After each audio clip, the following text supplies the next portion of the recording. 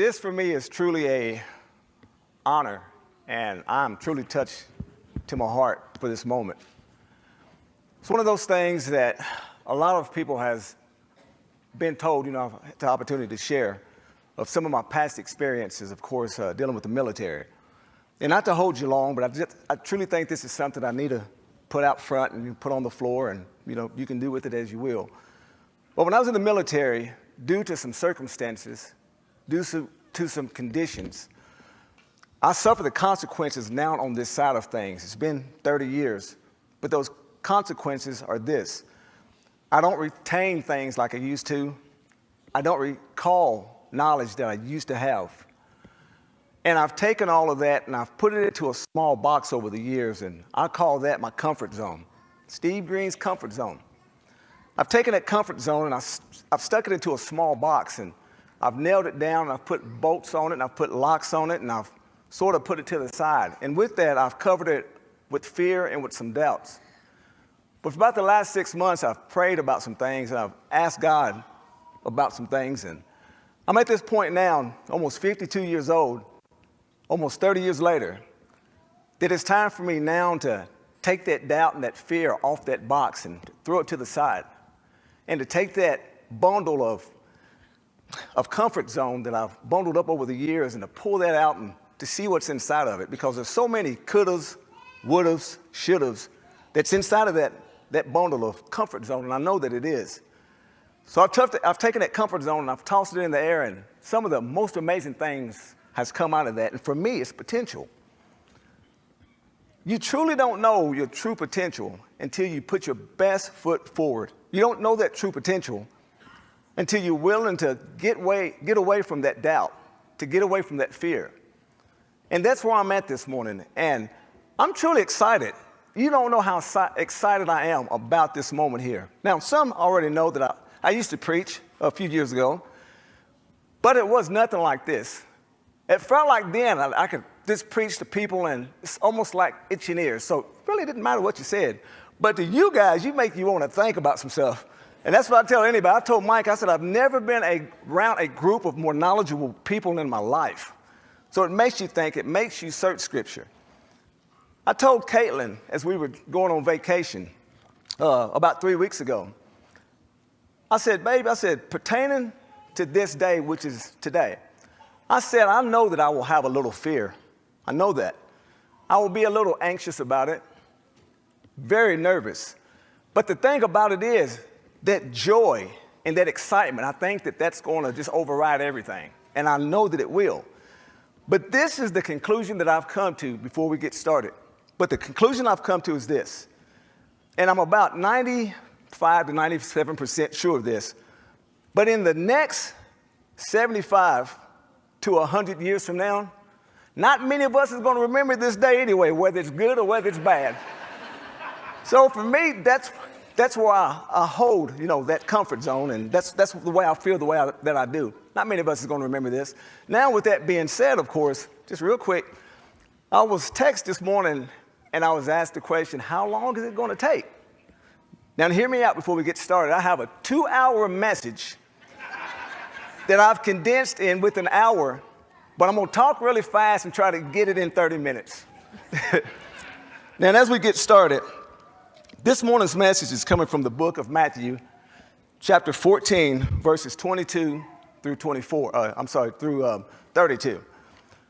And it's already been read on our big screen. But what I want to do is I want to look at this message, and I want to give it a title. And the title is, it's not how you begin, but how you finish. So when we think about these things, we have to keep in mind that Jesus and these disciples had just come off of the hill, not H-I-L-L, but the H-E-E-L, of the miracle that was formed by Jesus feeding the 5,000 with 5 loaves and 2 fish. So just setting the stage for a moment, if you would, we find that Jesus realized that there was a fear that he had down in his soul, that if he didn't get out of the area that he had just performed this miracle, that they were going to take him by force. And not just take him by force, but they were going to try to make him king. So he strongly urged his disciples to get on the boat to go to the other side. Now, the book of John, chapter 6, verse 19, the book of John, chapter 6 tells us that he went over to Capernaum. Now, if you look at the book of the book of Mark, chapter 6, they went over to Bethsaida. Excuse me for that. That's one of the things I deal with. But to Bethsaida. So we don't find that it's of any importance, of course, at this moment. But it's only about 6 miles apart. So whether it was Bethsaida or Gethsemane, they went to the other side. So here what we find is that these disciples are now in the boat, heading to the other side, and it is evening time. And Jesus went up to the mountains to pray. He went up to the mountain to pray by himself, and it was evening. So we find that evening time then was between 5, 6 o'clock. But we find that, of course, that there comes a time that he looked out into the midst of the sea, and he sees that the boat that his disciples were on were beginning to be overtaken by contrary winds, just by a little bit of everything, just to and fro, just having its way out into the middle of the sea. So it says that Jesus went out to them at the fourth watch, being anywhere between 3 a.m. and 6 a.m. So you figure even on the lowest part of that time frame that they were out there, it was probably 9 hours up until the latter part of that 6 a.m., which would have been right around 12 hours. So now setting the scene, we find that some interesting things are beginning now to take place. We find that Jesus presents himself and he goes to his disciples. And as he goes to his disciples, it's still dark. And his disciples, they look and they're like, that's a ghost. I'm sure they didn't say it like that, of course, but they were terrified, petrified, horrified. It's nighttime. There's a ghost coming onto the scene where you're at. The waters are already boisterous.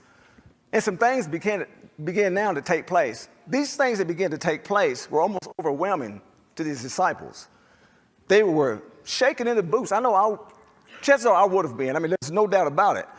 Because something is happening here. If you think about it, we have the laws of nature being to the point that we know that it's not possible for individuals to walk on water. They had never ever seen this.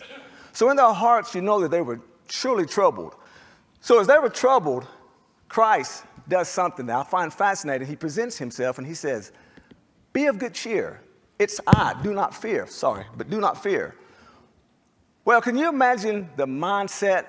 Could you imagine the joy in these disciples' hearts, knowing that this individual that you've walked with for the last year, maybe 2 years, is now doing something that goes against the laws of nature, and here he is presently in front of you. So just imagine how they felt.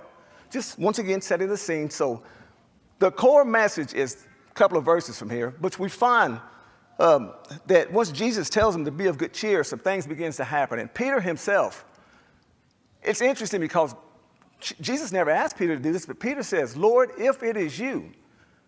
Peter realized that the little bit of faith that he had was still enough that made him want to even attempt to do what Jesus was doing, to walk on water as well. So we find that Jesus is there, and Peter says, if that be you, if it is you, Lord, command me to come out into the water. So Peter, of course, we find in verse 28, and Peter answered and said, Lord, if it's you, bid me. And then Jesus says to come. And when Peter came down out of the boat, we find that Peter does something which I call it the 4 F's. Peter's now setting his focus and his gaze on Jesus. There's 4 F's that we are going to cover. And that first F, we find Peter that's taking place here. Peter's putting his gaze on Jesus Christ. First F is focus. Second F, we know that as he proceeds to walk towards Jesus, that second F is now beginning to play a part. That's the only way he's able to step off the side of the boat and head toward Jesus, which is faith. Ironically enough, we find that as he's proceeding to go to Christ, that the third F is really getting ready to play a big part in Peter's life. And that third F is simply this. He saw that the winds were contrary and boisterous, and he seen that the waves were high, and he really didn't know how to accept this. Now, one of the things I love doing is when I look at Bible stories, I try to put myself in the shoes of the position of these individuals. Well, we have 3 different things going on here. We have the view of Jesus, we have the view of Peter, and we have the view of those that were on the ship or on the boat. Some translations said ship, so excuse me. But it was the boat. But we have those disciples. So let's think and look at this for a moment. Let's think about those that were on the boat. So you're sitting there on the boat and you're probably thinking to yourself, knowing who Peter was, because oftentimes we find that Peter react before he thought about the true actions that led him to those reactions. So they're probably sitting there telling themselves only three things possibly. They're thinking, look, Peter's doing it. There he goes. He's going to do it. I know he is. Maybe. Maybe they were thinking on the lines of this. Peter, man, you can't do that. Get back on this boat. Get back. What are you even thinking you're attempting to do? Maybe. But I like to look at it this way, knowing Peter being Peter. They were probably thinking, here we go again. Peter's always getting us in some sort of trouble. Peter, get back up. What do you think you're doing? Maybe. We don't really have proof of that, but it's still fun to just think about their thinking process. But then you look at Jesus. Jesus has the most important role of this whole scenario, this whole story. I can see Jesus being like we are as little children. When we're teaching our children to walk, when we're teaching our children to do certain things, Jesus is probably standing there as that parent coaching his kid on. He's thinking, Peter, come. I have faith in you. Peter, come. Have faith in yourself. Once again, maybe. But Peter has the most interesting, not the most important, but the most interesting role that I find yet. Peter's probably that child that's thinking sort of on the lines of this.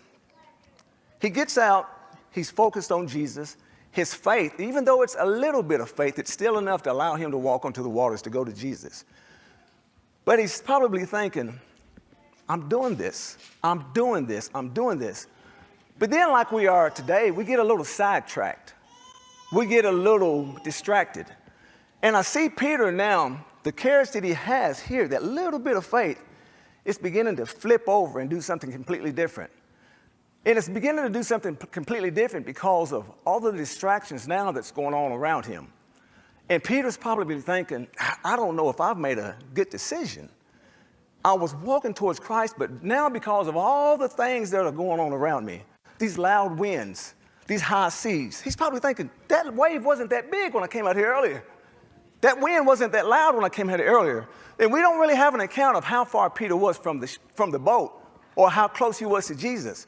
But we do know that he's out there. So now his level is down here.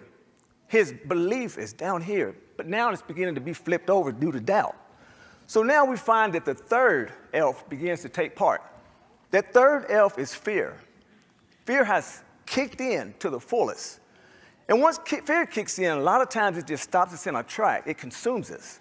But with this fear that we find, the fourth elf is now visible, falling. He has fallen from his thing that he was planning on doing to get to Christ. One of the things that I've yet to find, and I tell anybody that's sitting out here, if you can find it, please address me after this morning's message, and maybe I'm wrong for this, and maybe I just didn't get this part of the memo. But I noticed it as Peter was beginning to sink. He never looked back to that boat, and he says, hey guys, come give me help. I'm drowning, I need your help. Nowhere have I ever found yet where any of those that were on the boat says, Peter, hold on, I'm gonna jump in, I'm gonna come save you. I'll save the day for you. I don't find that. And if you do, like I said, address it and we'll go from there. But what I do find is Peter realizing, I've made a wrong turn. He realizes that he has taken his focus off Jesus. Scripture doesn't say that he visually gazed back to Jesus, but what he says next is fascinating. He says, Lord, save me. So for me, that mindset is this, that Peter realized that he was at a point that he couldn't help himself. Peter realized he was at a point because of this situation. Those on the boat couldn't help him. We don't physically see or hear that he visually looks back to Jesus, but he had enough common sense to realize that I'm in a place here that I have fallen due to this fear, which there is no way this fear can hold me down. So I'm going to shoot back over to that little bit of faith that I have flipped over and flip it back over and get my focus back on Jesus. And that's what he does. Lord, save me. So he realized some things. He realized that when he had made that wrong turn, that God has allowed a U-turn. Sometimes in our life, when we realize that we have setbacks, that there's always possibility for comebacks. And I think that this is what Peter was experiencing here. So I say all that to say this, that that's no different than our lives. Sometimes our lives seems like that they just throw things at us that we don't know whether we're going, we don't know whether we're coming. But I can tell you this, I can tell you that if we keep our focus on Jesus Christ, that regardless of whatever situation we may come across, that he'll be there. He's always there. See, and I like the latter part of this story because it says that even when Peter yelled out, "Lord, save me," Jesus didn't hesitate. There was no lapse in time. We don't find that Jesus stood there and said, Peter didn't believe, so I'm going to just let him hold out for a minute. We don't find where Jesus said, maybe this is a faith builder for Peter. We don't find any of that, but we find that he says immediately that Jesus reached out his hand and he grabbed Peter. We don't know if he grabbed him by the back of his clothes. We don't know if he took him by the hand. We went arm in arm. We don't know that. But what we do know is they both got back up and they made it to the boat. So even though Peter didn't set out to do what he thought he was going to do by getting to Jesus and the boat that way, we do find out that Jesus helped them up and they still made it back to safety. So that's how we have to be. We have to realize that when we've made that wrong turn, that God allows a U-turn. But yet we've got to continue to keep our eyes and our focus on Jesus at all costs. We have to realize that Jesus is bigger than any situation we could have possibly ever encountered. See, and one of the things that I find intriguing, even with Peter, that with Peter, he realized that this was a learning moment for him. That if he takes his eyes off of Jesus, you'll fall every time. But if you're willing to refocus, reposition your thought process, and get back in contact with Jesus, that everything's going to be okay, that he will lead you to safety. One of the things that I just find interesting is we don't find Peter ever giving up.